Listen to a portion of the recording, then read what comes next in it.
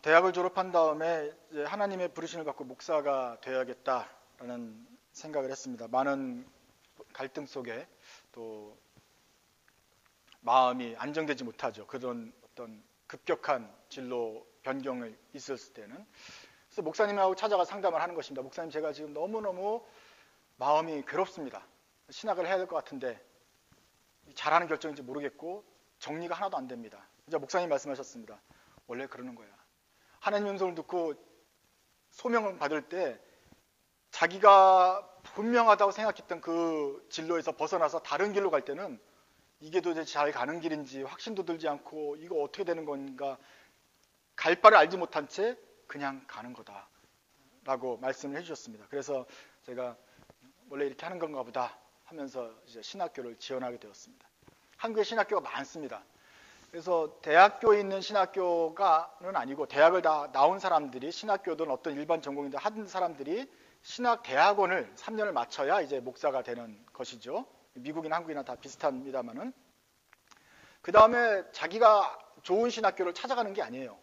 무슨 수능을 봐서 자기가 뭐 신학교 성적 순으로 가는 것이 아니라, 우리 교회 성도면 다 교파가 다르고 교단이 틀리고 각 교단마다 신학교가 있기 때문에 우리 교회 성도면 우리가 속한 교단에서 운영하는 신학교를 가는 것이에요. 그러니까 우리 교단이라 말하면 미시간에는 칼빈 신학교가 되는 것이고, 한국에서 제가 다녔던 그때 교회는 장로교 합동 측 교회였습니다. 알고 간 게 아니죠. 그냥 집 앞에 제일 가까운 교회를 다니기 시작하면서 그냥 거기에 7, 8년 다녔는데 알고 보니 거기가 합동 측 교회였어요. 그러니까 거기서 신학을 하고 목사가 되려고 했더니 그럼 당연히 그러면 한국에 총신대라는 곳이 있다. 그 총신대 학교 신학대학원을 그로 가야 된다. 그래서 그런가 보다 한 것이죠. 이미 저는 그때부터 뭐 감신대니 성공회 신학대니 무슨 뭐 카톨릭 신학대니 무슨 장로회 신학대니 거기는 옵션이 아닌 거예요. 그때 처음 알았어요. 저도 원래 이렇게 되는 거였구나. 무슨 뭐 아무데나 가고 싶다고 지원하는 게 아니구나. 그렇구나. 그래서 총신대를 갔습니다. 총신대를 가고 미국에 와서는 또 우연히 또 거듭이 되어서 또 미국의 칼빈 신학교를 가고 지금 이제 개혁교회 목사가 되었습니다. 여러분을 말씀드린 이유는 무슨 뭐 계획을 짜서 진로를 간 게 아니라 자기가 속한 공동체에 있다 보니까 이게 가게 되었구나 하는 것입니다. 그런데 총신대가 가보니 가장 좋은 학교는 아니지만 가장 큰 학교예요. 사람이 많은 학교예요. 그러니까 사람이 많다 보니까 벌써 20년, 10년 지나니까 벌써 한국에서는 장로교 중에서는 가장 큰 교단이 되고 가장 큰 신학교가 돼서 영향력이 있는 신학교예요. 그래서 총신대에 나오는 사람들을 이렇게 목사님들 세계나 교회에서는 이렇게 우습게 보지는 않습니다. 그냥 정상적으로 신학을 잘 했구나라고 보아주는 곳이죠. 제가 정상적으로 신학을 했다 말씀을 드리는 것입니다. 미국에 와서 칼빈 신학교를 우연히 하게 됐는데, 칼빈 신학교 가서 나온 다음에도 칼빈 신학교도 또 나쁜 신학교가 아니기 때문에 총신대를 나오고 신대원을 나오고 칼빈 신학교를 공부했으니까 저 사람은 신학을 잘 배웠겠구나, 이렇게 말할 수 있는 것입니다. 왜냐하면 제가 그때 칼빈 총신대 다닐 때만 해도 우리 때는 대학도 보통 평균이 4대1 경쟁률이었는데 그때 신학대 갈 때도 경쟁률이 4대1이더라고요.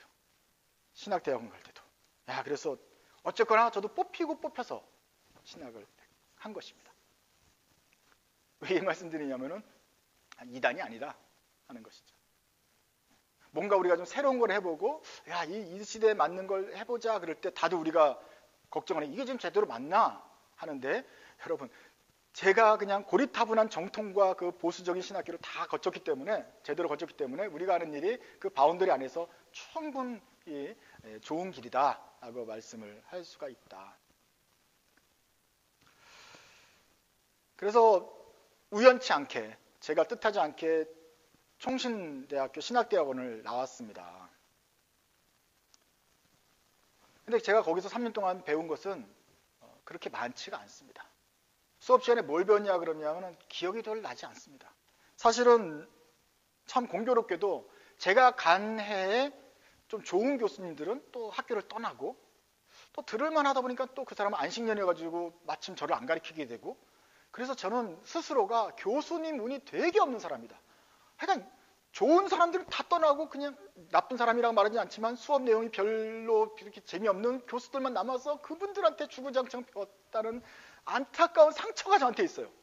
똑같이 돈을 내고서 나는 왜 그렇게밖에 못 배웠는가 하는 그래서 그냥 신학을 책으로 배워야 되는 상황이 되었던 거예요.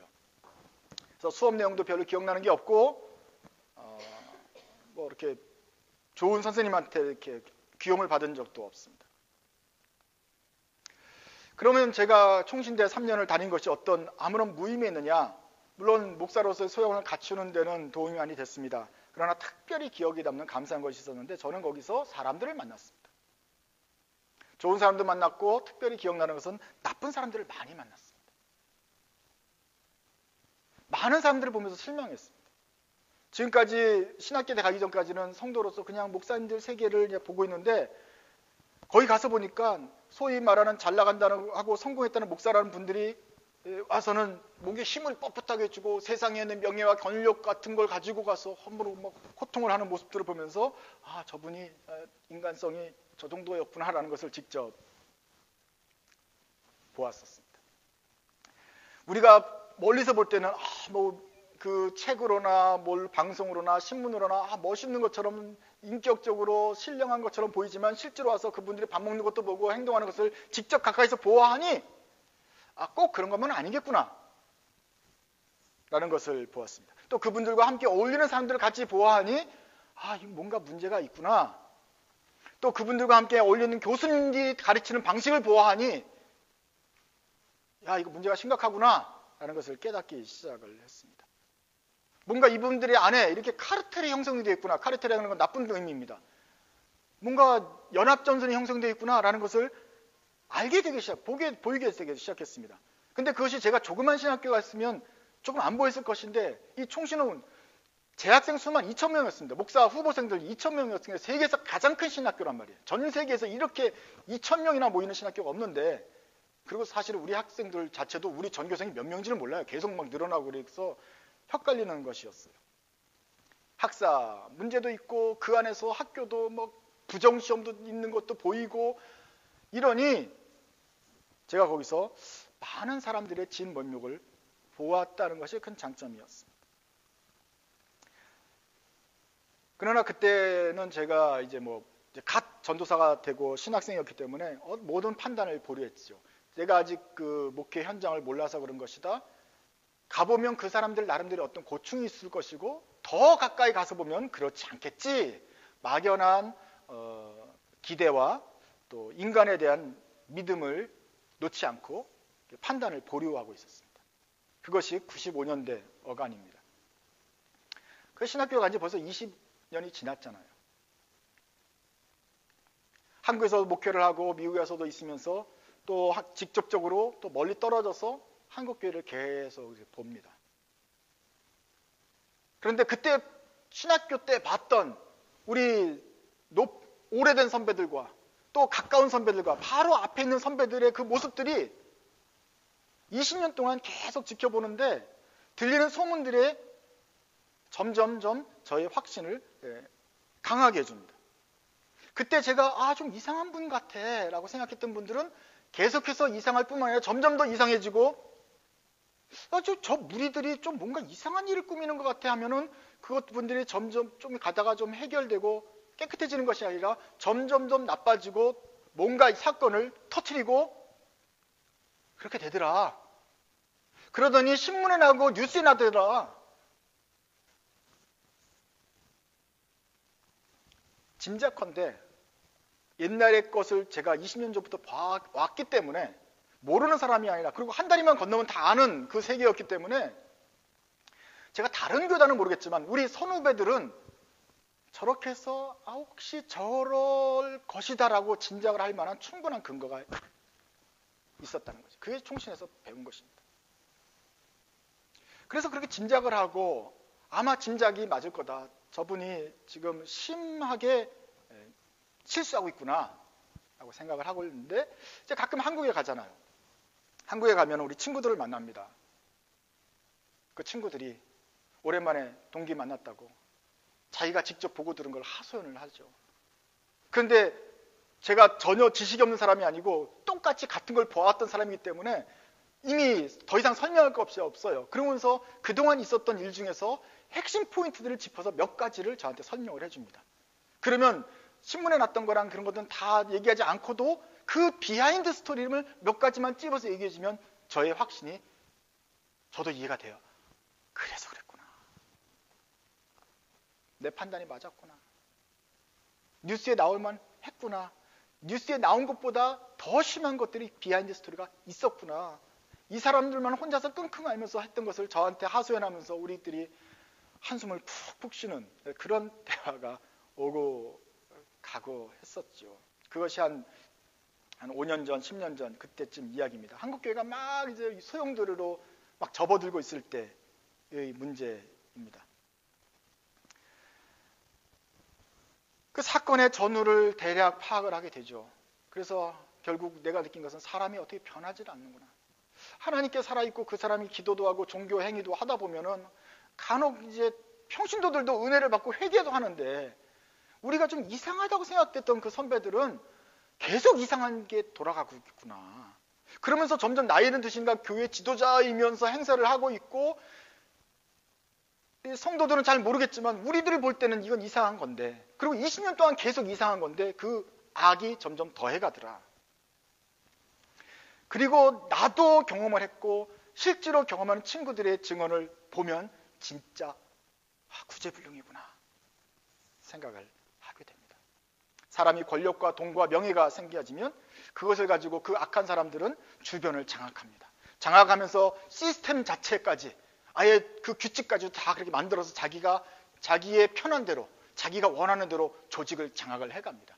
그러면 시스템이 완전히 구축되고 나서는 그것은 성이 돼버리죠. 아무 한 개인도 그것을 고칠 수 없는 성이 구축이 돼버립니다. 하루 이틀도 아니고 20년 동안 그 악한 세력들이 구축이 되어가는 것을 보았습니다.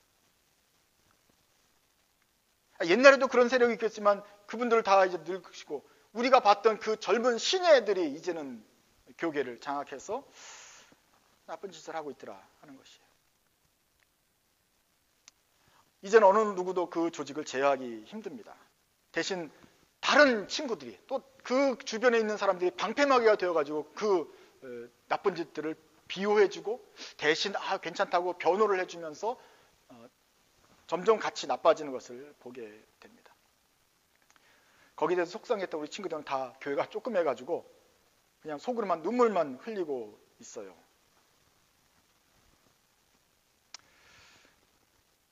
시사 고발 프로그램에 몇 년 전에 뉴스에서 또 프로그램에 자주 등장했던 교단이 하나 있습니다. 여러분 한국교회가 골고루 지금 막 들고 있고 뭐 이단까지도 지금 뭐 구속되고 있는 상황이지만 4, 5년 전에는 특별하게 어떤 한 교단에서 많은 사고가 일어난 것이 드러난 적이 있었습니다.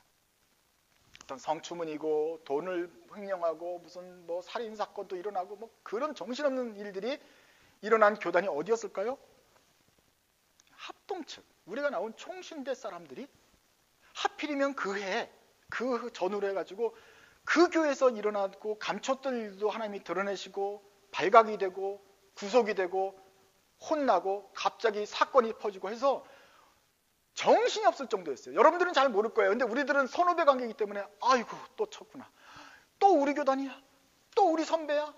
저 사람들이 도무지 합동측 총신대학교를 나온 사람으로 얼굴을 들 수 없을 정도로 모든 일들이 우리 선후배들이 다 저지른 일들이 되어버렸던 적이 있었습니다. 그때 제가 아주 깜짝 놀랐어요. 하나님이 이게 보통 사건이 일어나면 우리 한국 신자 기독교 신자가 많으니까 여러 신학교가 많으니까 거기서 이렇게 다 일어날 텐데 어떻게 무슨 쪽집게 하듯이 어떻게 합동측 총신 쪽에서만 이런 사건이 연달아서 일어나느냐, 연달아서 발각이 되느냐 아주 놀랐습니다. 그것이 거듭되면서 제가 느낀 것은 하나님께서 이걸 찝어내고 있구나, 샘플로 보여주고 있구나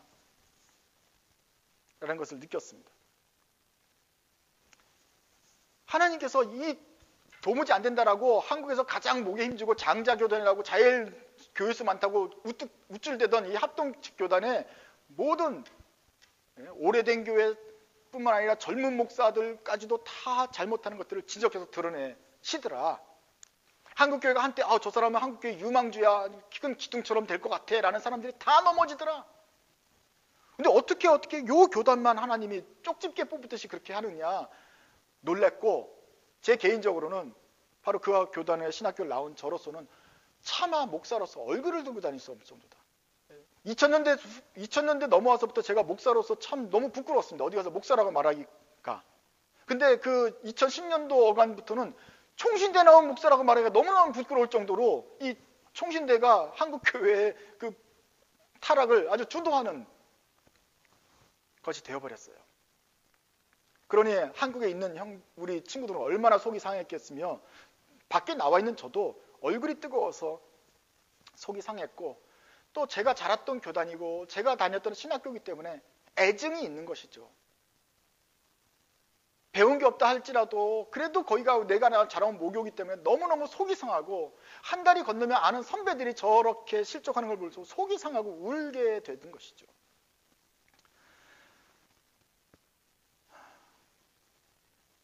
울었습니다.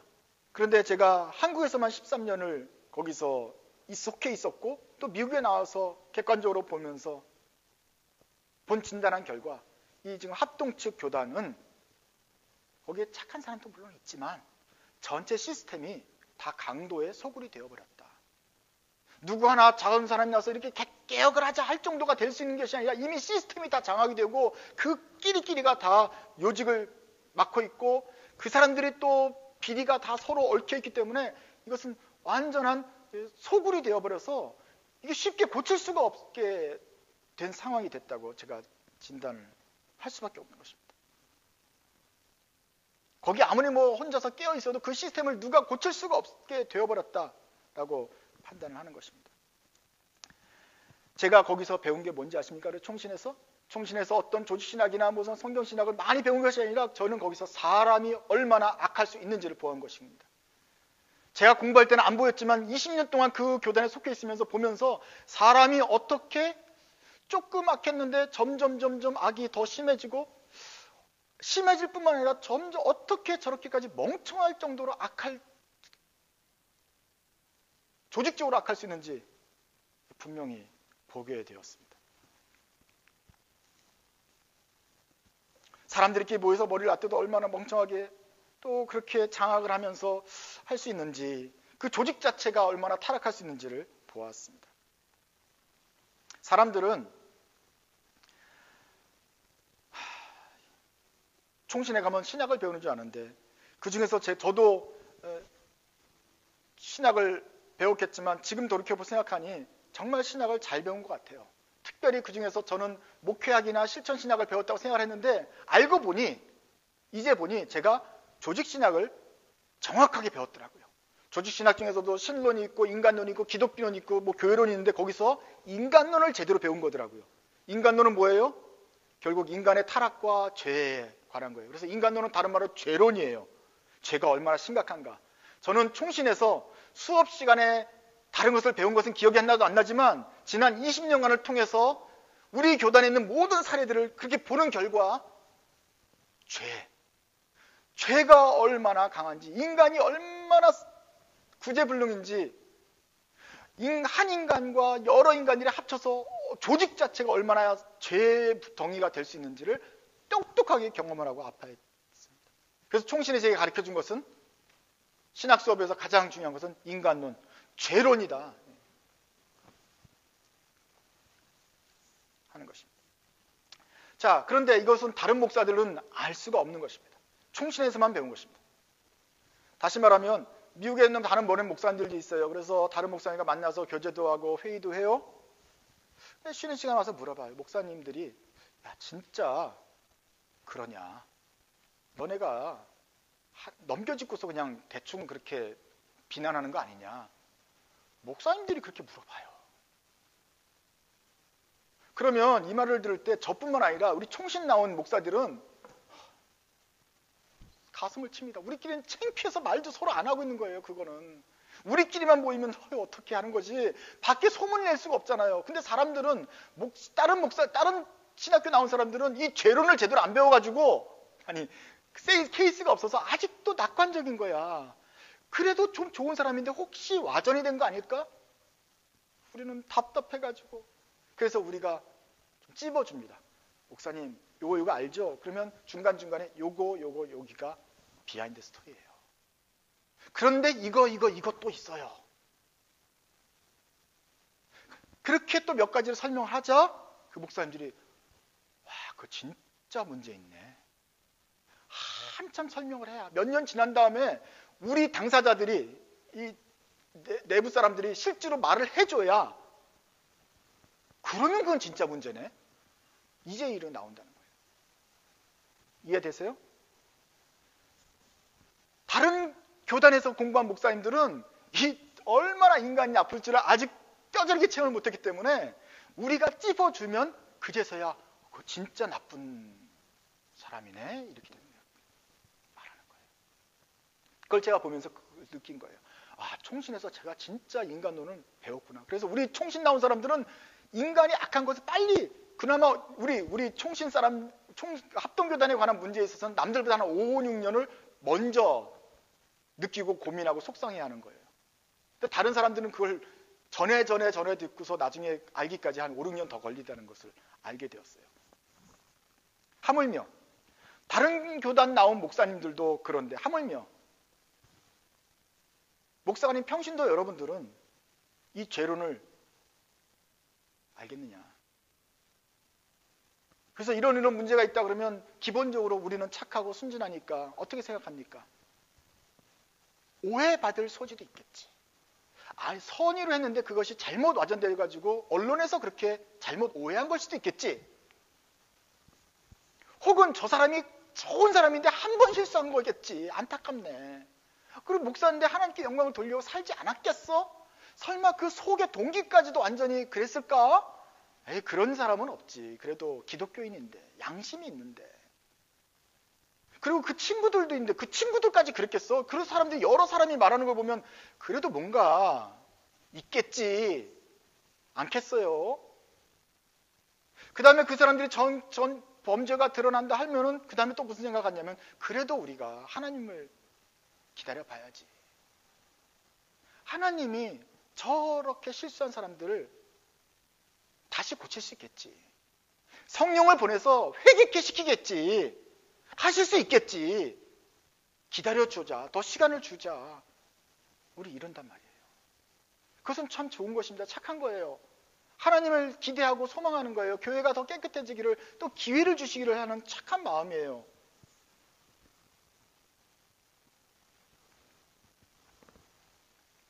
근데 하나님 말씀을 조금 안 믿는 거기도 해요.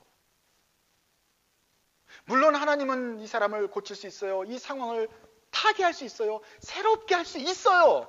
그러나 성경에서 하나님은 또 뭐라고 말씀하셨습니까? 모든 사람이 죄를 범했다 그랬어요. 죄와 사망으로 죽었다 그랬어요. 우리 인간은 철저한 죄인이고 타락했어요. 하나님은 우리 인간이 다 타락했다 그러는데 우리는 아직도 사람은 가능성이 있어. 잠깐 실수한 거겠지. 그래도 좀 기다려줘야 되지 않겠어? 하나님은 사람이 다 타락했다고 말을 하고 목사도 우리 선배들이 타락했다고 말을 하는데 우리 속으로는 그래도 판단하면 안 되지 라고 말을 한다는 거예요. 하나님은 지금 심판을 하려고 그 합동층 사람들만 계속 집어내면서 이 합동 전체 교단이 지금 문제가 있다고 그렇게 집어내시는데도 그래도 아직도 희망이 있겠지. 하나님의 사랑이 넓으시니까. 하나님은 공의로 심판하시는데 우리가 나서서 하나님의 사랑이 넓으시니까 이 죄인도 구원하실 거야. 기다려보자. 우리가 하나님보다 더 어려운 것처럼 나서게 된다 하는 것입니다. 착하지만 순진한 거다. 제가 그걸 이미 이해합니다. 저도 대학 신학교 들어가기 전까지는 순진했어요. 사람에 대한 기대가 있었어요. 그러나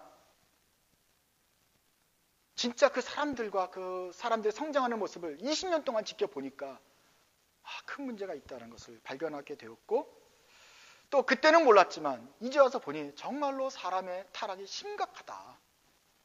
사람이라는 존재는 참 죄인들은 교회 밖에도 죄인이고 교회 안에도 죄인들의 문제는 심각하구나 라는 것을 깨달았습니다. 그리고 이렇게 하나님 사람이 타락했다라고 하는 것을 믿지 않는 우리들의 마음도 이건 교만이겠구나, 불신이구나라는 것을 깨달았습니다. 죄가 만천하에 드러나서 신문에 뉴스에 그렇게 들어가고 감옥에까지 들어갔는데도 우리 교인들은 그래 우리 목사님이 시험을 이기기 위해서 다시 정문처럼 나오시겠지, 이런 식으로 생각하면 아직 상황 파악이 안 되는 것이죠. 신학 공부가 안 된 것이죠. 특별히 인간론, 죄론을 공부를 전혀 안 한 것이 되는 것이죠. 자, 하나님은 줄곧 성경에서 인간이 타락했다고 말하잖아요. 죄인이라고 말하잖아요. 여러분 그 말씀을 믿으십시오.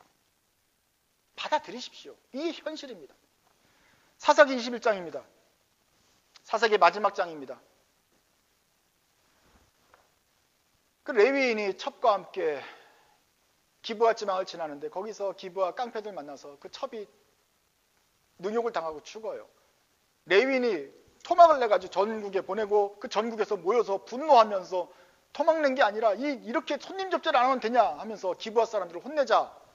그랬더니 베냐민 지파가 우리 지파 사람들을 왜 혼내냐 하면서 온 이스라엘과 베냐민 지파에 전쟁이 벌어집니다. 40만 대 2만 5천 전쟁이 벌어져서 실갱 오고 가도 하다가 결과적으로 지난 20장에서 베냐민 지파를 온 이스라엘이 진멸을 했습니다.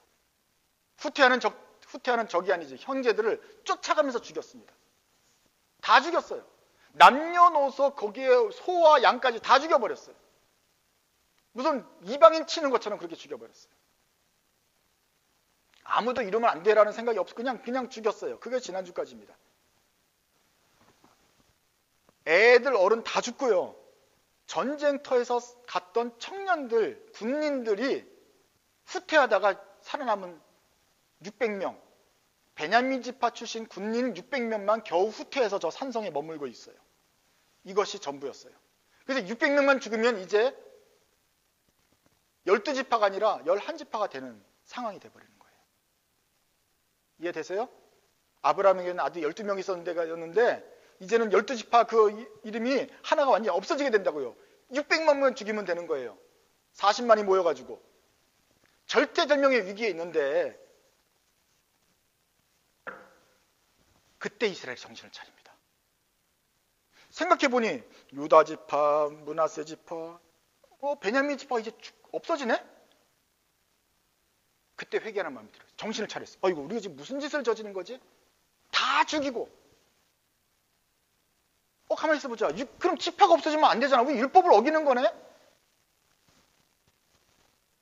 야, 이 큰일 났다. 여자들도 다 죽여버렸지. 그러면 남자들 600이 남았으니 이건 얘네들은 대가 끊긴 거네. 어떻게 베냐민 지파가 애들 낳고 그럼 얘네들이 죽으면 베냐민 지파는 없어진 거니까 우리가 진짜 잘못을 했네. 좀 크게 이거 지금 뭔가 잘못을 했네. 이제 깨달았어요.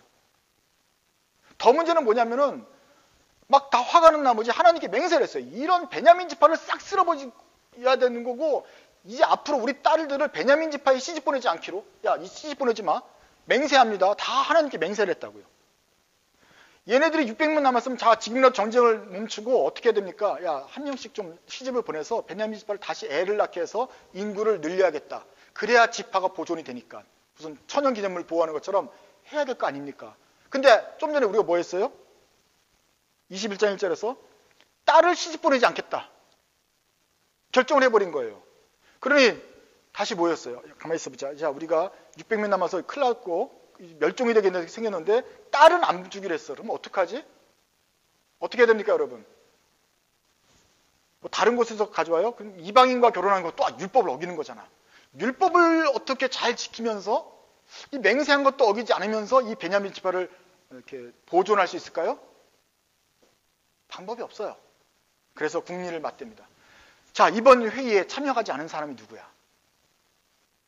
다 참여했는데 강 건너, 지금 가나안 땅 강 건너에 야베스 길르앗 지방 부족이 참여를 안 했어. 대표를 안 보냈어. 이런 성스러운 회의에 대표를 보내지 않다니. 얘들아, 저기 가서 그 마을을 혼을 내자. 그래서 거기 가서 남자, 여자, 아줌마 다 죽여버립니다. 몇 명만 남겨요? 처녀들만 남기고 결혼하신 아줌마, 애들, 남자들은 다 죽이고 처녀만 딱 잡아옵니다. 뭐 하려고? 여기 갖다 주려고. 여기 천연물을. 그래서 400명을 갖다가 딱 갖다 줘요. 이게 지금 뭐가 중요한지 몰라요. 지금 선서를 했다는 걸 어기지 않기 위해서 자기 형제를 또 죽입니다. 지금 자기 형제를 막 죽여가지고 문제가 생겨갔는데 그걸 막기 위해서 또 다른 야베스 길르앗을 죽여요. 그러니 이쪽 처녀들은 하루아침에 언니, 오빠, 아버지, 엄마 다 죽고 막 정신이 공황된 상태에서 팔려가서 갑자기 결혼을 해야 되는 신부가 되는 상황이니까 여기서 애를 낳으면 뭐 애가 제대로 크겠어요? 그런 거 생각 안 해요. 그냥 400명이, 600명이 필요하니까 일단 가서 했어요. 그러다가 문제가 해결된 것이 아니에요. 뭐가 문제죠? 600명인데 400명 왔으니까 200명은 또 뭐야? 어떻게 하라는 말이야? 또 다시 뭐예요? 어떡하지? 일단 야베스 길랏은 아무도 소송을 못해요. 왜냐면 다 죽였기 때문에 아무도 컴플레인 할 사람이 없어 이제. 근데 이제 더 이상 200명이 없는데 없어요. 근데 마침 보아하니 시애틀 쇼라인에 마을 축제가 이번에 열려요. 야시장에. 거기 처녀들이 댄스하러 지금 막 오는 막 그런 날이야 오늘. 자, 200명 일로 와라. 가만히 숨어 있다가 댄스하러 나온 처녀들을 업어가라. 그렇게 이게 레코멘데이션이에요. 업어가라. 그래서 업어갑니다. 200명을. 그래서 400대 200 해가지고 600이 해결이 돼요. 천연기념물이 보존이 됩니다. 갑자기 그 업어간 딸의 아버지들이 와요. 이제 컴플레인을 하라요. 죽이지 않았으니까 아버지는 나와요. 왜 이렇게 우리 딸을 업어갑니까? 근데 율법적으로 괜찮은 거야. 왜? 당신이 아까 딸을 주지 않겠다고 선서했지. 그랬잖아요. 근데 당신이 보낸 게 아니고 준 게 아니고 얘가 업혀간 거지. 그거는 율법을 어긴 게 아니네. 아멘? 그쵸? 그러네. 율법은 안 어겼네. 그래서 행복하게 이 아버지는 돌아갔습니다. 딸들은 업혀와가지고 댄스 치다가 업혀와가지고 갑자기 신부가 돼버렸어요. 그래서 베냐민 지파는 600대 600 해가지고 1200명이 베냐민 지파에 가정을 이끌고 600상 합동 결혼식을 하면서 행복하게 살게 되었다. 그리고 우리 교회 지도자들이 12부족 지도자에 다 와가지고 잘 되었다. 미가의 그 레위인의 문제로부터 해결돼가지고 우리가 다 이런 전쟁도 겪고 이렇게 했는데 어쨌거나 우리 베냐민 부족도 보존이 되었고 또 우리 딸들을 주는 아버지도 문제도 해결되었고 우리가 하나님께 대한 맹세도 지킬 수 있게 되었고 행복함을 느끼면서 다 각기 집으로 돌아갔더라. 이게 사사기 마지막 절입니다. 사사기 마지막이 두 번째 절이에요. 각기 그곳에서 나와서 자기의 기업으로 돌아갔더라. 그리고 25절입니다. 같이 읽읍시다. 시작. 그때 이스라엘이 왕이 없으므로 사람이 각기 자기의 소견에 오른 대로 행하였더라.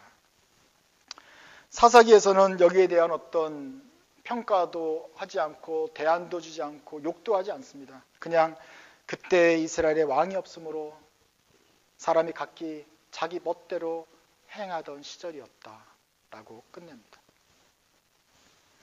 원로들이 소위 지도자라고 말하는 사람끼리 모여서 결정을 악하게 내립니다. 그 지도자 중에 아무도 야 길르앗에서 대표해놨다고 죽이면 돼 안 돼? 이렇게 말하는 사람도 없어요.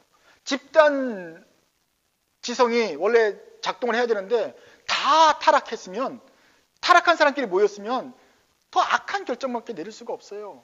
여기 안 온 사람을 죽이자 이렇게 되는 거예요. 그리고 아무도 컴플레인 안 오니까 행복하게 돌아가는 거예요. 엉뚱한 해결책을 냅니다.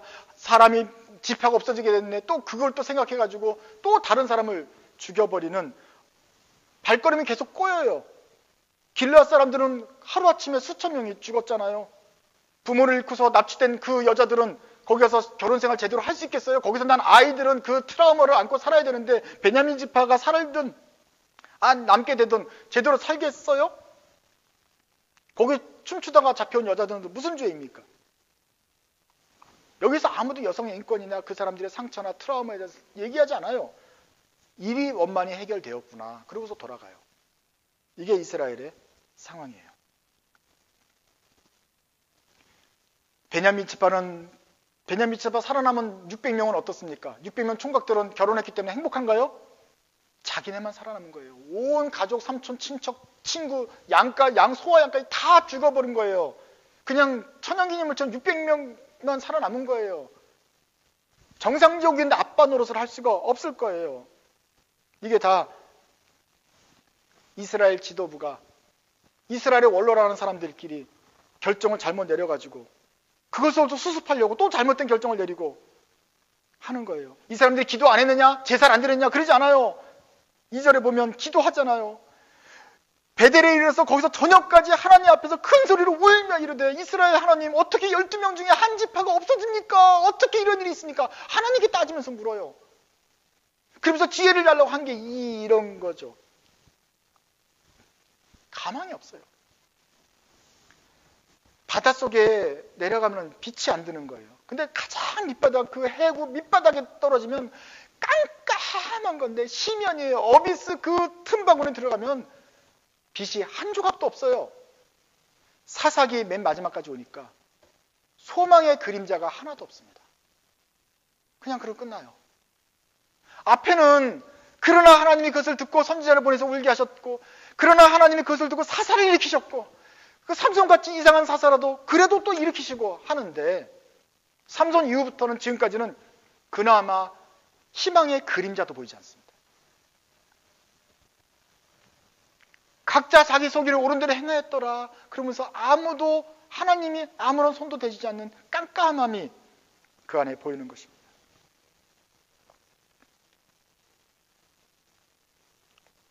그래서 막장이라고 하는 것이죠. 하늘에 별이라도 있으면 좋겠는데 별도 보이지 않는 완전한 암흑입니다. 21장부터 21장까지는 아무런 희망이 보이지 않아요. 하나님이 어떤 액션을 취하지 않아요. 그냥 인간 모습 그대로 우리한테 제시하고 있습니다. 이것이 너의 모습이다.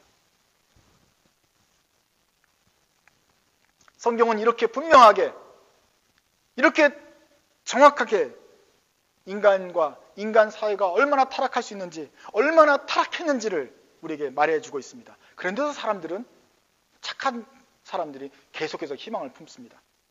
그게 성경적입니까? 하나님보다 더 의로워지려고 사람들에게도 희망이 있다, 사람들에게 할 수 있다라고 기대를 품는 것이 성경적인 것입니까? 사사기의 내용이 이게 3000년 만에 한 번 일어날 만한 아주 회개한 사건이라고 생각하십니까? 이건 정말 인간 세계에 있어서는 안 될 만한 예외적인 사건이라고 생각하십니까? 아니면 하나님이 너무 과장되게 표현했다고 생각하십니까? 아닙니다. 이런 사사기 막장 드라마는 지금도 일어나고 있습니다.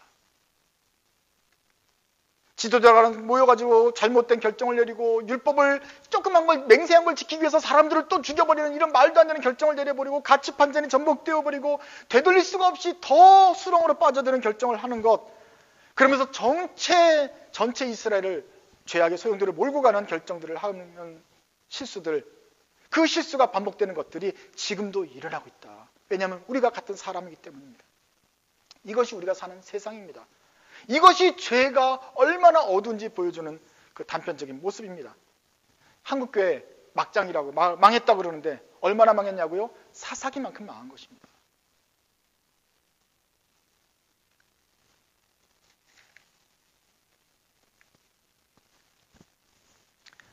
그래도 우리는 다 희망을 품습니다. 왜냐하면 우리는 하나님의 능력을 경험했기 때문에 그렇습니다. 하나님이 그 성령의 능력으로 나 같은 죄인을 구원하셔서 변화시킨 것을 기억하기 때문에 그렇습니다. 나 같은 죄인도 구원하셔서 변화시켰고, 그런 정말 성령의 큰 기쁨으로 충만케 하셨던 그 첫사랑을 기억합니다. 그 능력이 있다면 지금 이 썩어 빠진 한국교회도 다시 새롭게 하시겠지, 계속 기대를 하는 것입니다. 그러나 여러분, 그 헛된 희망을 버리십시오.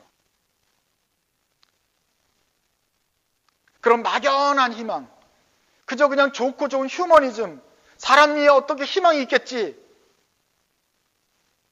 나처럼 나 같은 악독한 죄인이 변했듯이 저러는 타락한 세상도 하루아침에 변할 수 있겠지, 니느웨가 바뀌듯이 변할 수 있겠지라고 생각하는 것은 헛된 기대입니다.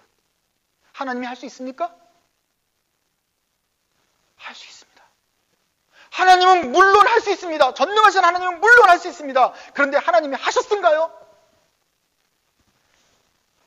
죄를 범하는 이스라엘을 참으시면서 사사를 보내셨습니다. 또 죄를 범합니다. 참고 참다가 사사를 보내십니다. 또 죄를 범해서 사사를 보내십니다. 그렇게 해서 그 사이클이 7번입니다.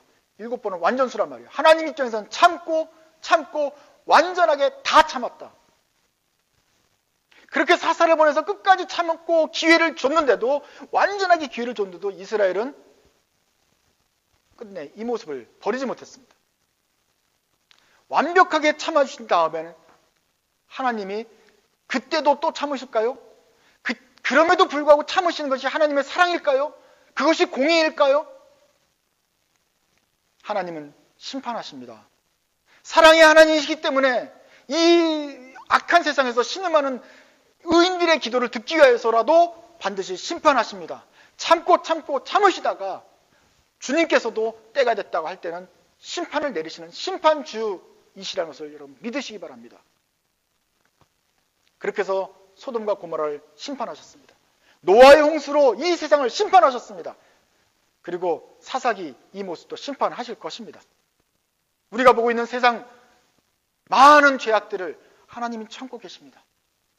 그러나 언제까지고 참기만 하시는 것은 아닙니다.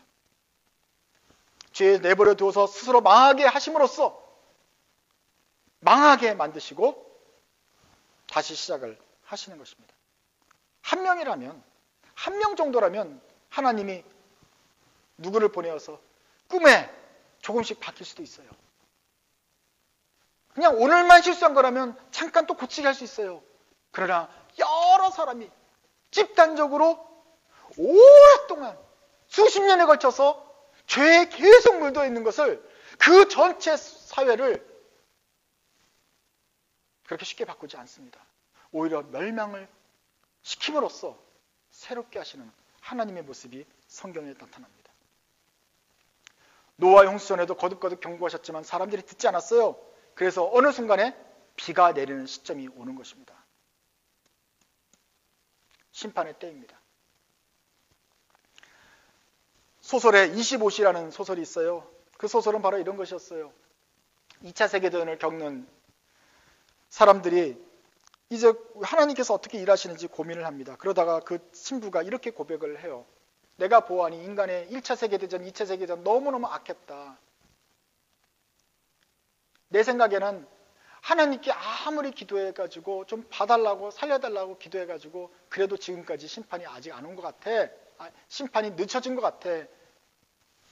이제는 한 번만 봐달라고 제발 마지막으로 구하건대 딱 하루만 더 시간을 달라고 기도했을 때 하나님이 또 들어주셨다. 그것마저도. 그런데 그 마지막으로, 정말 마지막으로 받은 하루의 시간, 24시간이 그나마도 다 지나가 버렸다. 이제는 25시가 되었다. 이제는 언제라도 하나님이 심판 내려도 아무런 말을 할 수가 없을 정도로 우리가 악한 것이 드러났다. 25시다. 그것이 바로 2차 세계대전을 겪는 우리의 모습이다. 라고 고백을 하는 소설이었습니다.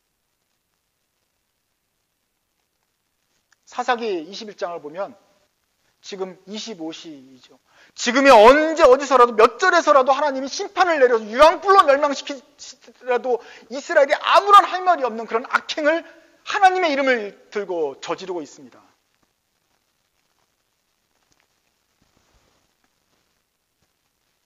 사람들이 악한 정도는 한 번만 봐달라고 해서, 마지막으로 봐달라고 해서 고치는 정도가 아니고, 악행은, 죄는 그 정도로 무섭다는 걸 여러분 깨달으십시오. 이런 상황이기 때문에 하나님의 심판이 필요하구나. 이제 거기까지 하나님의 마음을 이해할 수 있어야 됩니다. 오죽하면 하나님이 심판을 하시겠나. 참은 모든 기회를 다 주셨던 하나님이, 이미 다 주신 하나님이 심판하셨다. 하나님이 심판하실 때에는 어느 누구도 변명하지 못할 정도로 다 많은 기회를 주고 우리보다 더 많은 기회와 인내를 주신 다음에 심판하는 것이라는 것을 믿으십시오. 하나님의 그 공의와 사랑을 참은 다음에 심판하시는 그 애증의 마음을 여러분 이해해 주시기 바랍니다. 그러므로 여러분은 하나님이 심판하실 때 하나님보다 더 먼저 사랑한다고 하나님 이 세상을 더 한번 사랑해 주세요, 더 용서해 주세요라고 하나님을 막아서면 안 되고 안 됩니다. 그러면 하나님의 공의가 훼손됩니다. 인간이 얼마나 악하냐고요? 사사기 21장만큼 악합니다. 기독교인은 안 악하냐고요? 기독교인들이고 이스라엘 백성들이 21장 사건을 저지른 거예요. 교회에 있는 사람들도 하나님의 이름을 거느고 있는 사람들도 악행을 저지르기를 이렇게까지 할 수 있다는 것을 여러분 철저히 깨달으셔야 됩니다. 희망이 있습니까? 아니, 희망이 아주 없습니까? 사사기에는 어떠한 희망도 보이지 않습니다. 전혀 없습니다. 완전히 캄캄한 어둠에 쌓여 있습니다. 한 단어도 나오지 않습니다. 그래서 사사기는 그냥 희망이 없는 채로 끝이 나버렸습니다. 혹 다음 이 시간에 이런 말도 없어요. 그냥 끝나는 거예요. 이게 사사기입니다. 저는 이것이 사사기에 기자가 일부러 이렇게 썼다고 생각해요. 더 이상 어떤 헛된 희망도 품지 말라고 그냥 희망을 보여주지 않은 채로 끝납니다. 아마 이 사람도 총신대원 나온 것 같아요. 웃으라고 한 말이에요. 인간이 얼마나 타락한지를 보여줍니다. 희망이 있죠. 하나님이 계시니까. 그러나 희망은 사사기 바깥에 있습니다. 사사기 다음 책은 무엇입니까? 룻기입니다. 나오미가 이민을 갔다가 다시 베들레헴에 돈 한 푼 없이 돌아오면서 그 며느리 룻과 함께 와서 정말 근근히 이어서 가는데 옆에 있던 착한 보아스가 자기 재산을 내어주면서까지 그 집안의 기업을 물러주고 사사기 시절에 아무도 율법을 안 지키는 것처럼 보였는데 이 사사시대에 살던 보아스는 룻을 위해서 룻의 집안을 거둬주고 나오미 집안을 다시 살려주는 기업 물으는 일을 해주었다. 하나님 율법에 따라서 자기를 희생하면서 그 집안을 살려주었다. 그 보아스가 바로 사사시대 사람이더라. 사사기 21장까지 볼 때는 정말 사사기 시대는 아무런 빛이 없는 것처럼 보이는데 사사기 안에는 없지만 그 다음에는 사사시대에 있던 룻의 이야기를 통해서 보아스라는 그림 빛을 보게 되더라. 또 그 다음 책은 무엇입니까? 사무엘상입니다. 사무엘상도 역시 사사시대 마지막 이야기입니다. 그때는 이상이 보이지 않았어요. 하나님의 기적과 말씀이 없었던 시대라고 나와 있어요. 그래서 제사장조차도 어떤 말씀과 하나님의 알사는 것을 경험하지를 못해요. 하나님과의 관계와 교제가 단절되어 있는 깜깜한 시대예요. 한나가 비록 집안의 질투로 인해서 하나님께 기도를 하는데 하나님이 아들 사무엘을 주세요. 그리고 사무엘이 그 엘리 제사장 집에서 자랍니다. 사무엘이 태어났을 때는 바로 이 막장 시대였던 거예요. 하나님도 말씀하지 않고 침묵하던 그런 시대. 암흑기였어요. 그런데 그날 암흑기 중에 그날 밤중에 깜깜한 암흑 시대 중에서도 그날 밤에 하나님이 조용한 목소리로 부르세요. 사무엘아. 그렇게 해서 하나님 말씀을 주시고 그 어린 사무엘이 성전에서 그 말씀을 따라 자라는데 사무엘은 점점점 자라면서 하나님의 사람으로 인식이 되게 되어요. 하루 이틀 3일 사람들이 보면서 사무엘은 하나님께서 보내시는 사람이구나. 하나님이 드디어 사무엘을 통해서 말씀하시는구나. 이 어두운 땅에 그림 빗줄기가 드리워지는구나라는 것을 사람들이 사무엘을 통해서 보게 되었어요. 하루 이틀 사람들이 사무엘이 끝까지 자라기 전까지 사람들이 온 이스라엘이 사무엘을 선지자로 인식을 하게 되었더라는 말이에요. 그래서 사무엘은 사사기 시대에 마지막으로 보내주신 하나님의 사사입니다. 이스라엘의 그 악독함을, 가장 잔인한 악독함을 구원해주기 위해서 하나님이 그동안 참다가 심판을 해야 되는데 사랑하는 아들 이스라엘 차마 심판을 못하고 기다리시다가 사무엘을 통해서 그 언약을 지키기 위해서 사무엘을 통해서 다시 말씀하기 시작하시는 것입니다. 그래서 사무엘은 마지막 사사입니다. 그런데 이 사사로 가지고는 도무지 인간들이 해결되지 않으니까 이제 선지자를 통해서 이스라엘을 구원하기 시작하는데, 그래서 사무엘은 동시에 최초의 선지자가 되는 것입니다. 그래서 그는 사울을 기름 부어서 왕을 세우고 또 다윗에게 기름 부어서 왕을 세우면서 이스라엘을 하나님의 다스리는 나라로 만드시게 되죠. 사사기 때에는 아무도 왕이 없어서 자기 소견대로 옳은 대로 행하지만, 사무엘 때에는 이제 하나님의 명령을 받은 왕을 세우고 그 왕의 다스림을 받는 나라를 만들어서 하나님의 뜻대로 가게 되는, 가기를 바라는 그런 다윗 왕조가 성립이 되는 것입니다. 가장 어두운 때 사무엘에게 하나님이 통해서 빛을 비춰주셨어요. 그러나 우리가 아직 사무엘을 가지 않았습니다. 오늘 우리가 본 본문은 사사기 21장입니다. 여기는 정말 칠흑같이 어두운 밤, 아직 사무엘도 태어나지 않았고 어떠한 희망도 보이지 않았던 그런 시절입니다. 우리는 이것을 하나님 말씀으로 봤습니다. 이 말씀을 볼 때 잔인하고 이 사람들이 멍청하면 너무 진저리가 나지만, 그리고 볼 때마다 너무너무 속이 상하고 이것이 바로 우리 형제들의 모습과 같아서 너무 답답하고 안타깝지만, 그러나 여러분, 소망이 있습니다. 이렇게 가장 어려운 때라도 언약을 기억하시는 하나님께서는 사무엘 같은 구원자를 일으키셔서 세우셔서 우리를 구원하실 것입니다.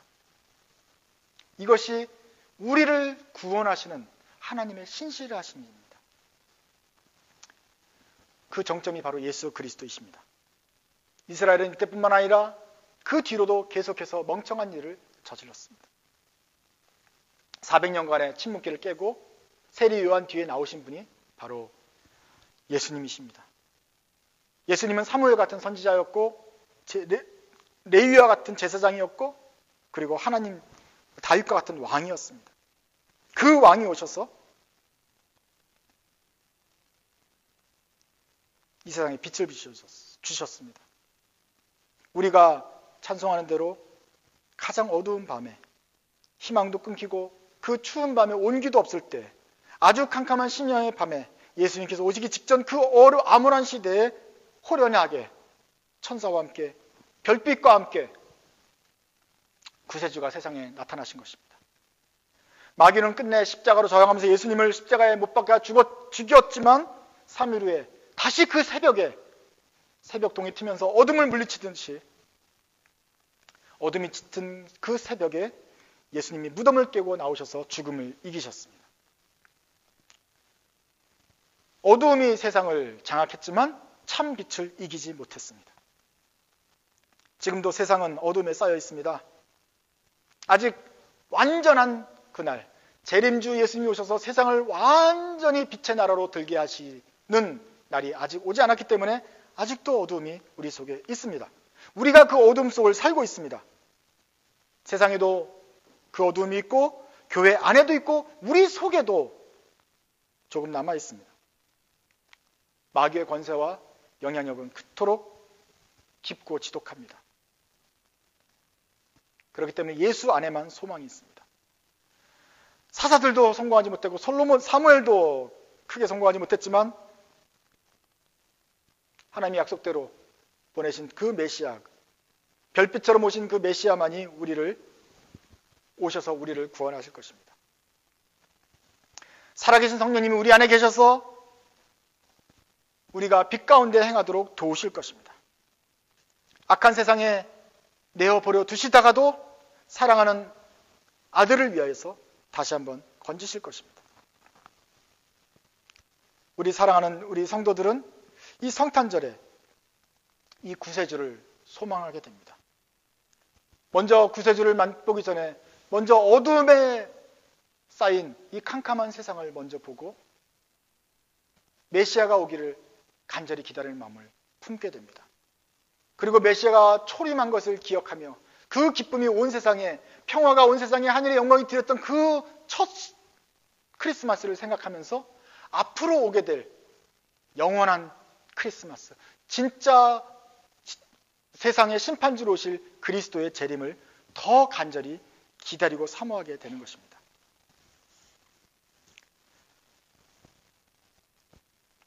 우리가 사는 동안에 어쩌면 여러분들은 또다시 세상이 베냐민을 죽이고 또 엉뚱한 처녀들을 납치해다가 결혼시켜주고 또 스스로 잘했다고 안심하고 돌아가는 그런 황당한 일들을 또 몇 차례 보게 될 것입니다. 세상의 소견에 옳은 대로 행하는 것을, 사사기 말씀처럼 행하던 일을 우리는 자주 보게 될 것입니다. 왕이 없어서 자기 소견대로 옳은 대로 행하는 일을 세상 바깥에서 그리고 교회 안에서도 보게 될 것입니다.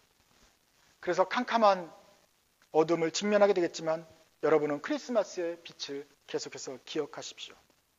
하나님을 왕으로 삼고 그 별빛이 인도한 대로 메시아가 태어날 것이라는 것을, 그 가장 어두운 시간에 메시아를 보내서 반드시 구원하실 것이라는 그 주님의 도우심을 꼭 기억하십시오. 그때가 되면 지금은 이스라엘의 왕이 없으므로 사람이 각기 소견에 옳은 대로 행하고 있지만 메시아가 오시면 메시아를 영원한 왕의 왕으로 삼는 그 백성이 되어서 하나님의 뜻대로 살아가는 나라가 반드시 이루어져야 할 것입니다. 그래서 오늘 우리는 크리스마스를 맞는 대강절에 아버지의 뜻이 하늘에서 이룬 것처럼 땅에서도 이루어지기를 간절히 기도하고 주님의 오심을 사모하는 것입니다. 기도하겠습니다.